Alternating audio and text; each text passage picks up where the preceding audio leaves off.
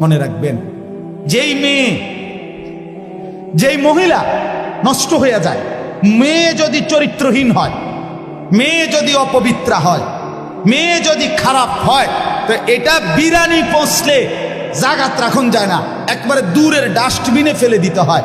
কোন নারী পচে যাওয়া, মেয়ে নষ্ট হয়ে যাওয়া, মহিলা নষ্ট হয়ে যাওয়া, আল্লাহর কসম এটা শুধু পচছে না, এটা দুর্গন্ধে পুরা সমাজটা শেষ করে দিচ্ছে। নারী নষ্ট হইলে সব শেষ। ভাত ফুরান হইলে রাতের ভাত সকালে পানিত ভিজাইয়া খাওয়া যায়, বেডি নষ্ট হইলে এটারে আর জাগাত রাখা যায়।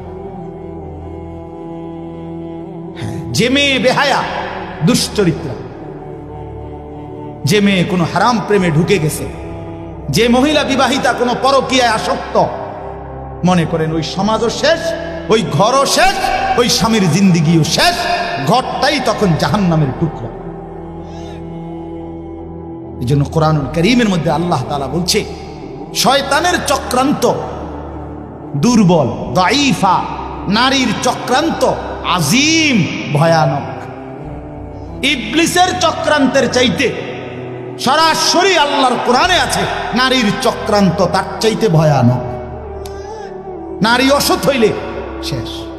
বেডি যদি সিদ্ধান্ত নেয়, এই জামাই তোরে বেড়া আমি তোর বাপের লগে, মাল লগে, দেবর ননদের লগে তুই কেমনে থাকস, আমি বেডি বাচ্চা দেখতে দেখা দিতাম না, তো মনে করেন শেষ। বুঝেন না? মহিলা যদি সিদ্ধান্ত নেয়, আমি আমার জামাইরে জামাইয়ের আপন মা বাবার সাথে, জামাইয়ের ভাই বোনের সাথে চলতে দিব না, তো এর চাইতে দুর্ভোগ আর লাঞ্ছনা ওই ফ্যামিলিতে আর হয় না। এই জন্য মাদের ইসলাহ খুব দরকার, বোনদের ইসলাহ খুব দরকার, নারীর সংশোধন খুব দরকার। কোরআনুল কারীমে আছে, ইন্নামা ইউরিদুল্লাহু লিইউযহিবা আনকুমুর রিজসা আহলাল বাইত। আল্লাহ বলে, নারী তোমাকে আমি বললাম, মুসলিম নারী, ওয়াকারনা ফি বুয়ুতিকুন্না, তুমি ঘরে অবস্থান করো, ওয়ালা তাবাররাজনা তাবাররুজাল জাহিলিয়াতিল উলা, তুমি বেপর্দা বাহিরে ভিন নারী, অসভ্য নারী, জাহেল মূর্খ নারীদের মতো বের হইও না।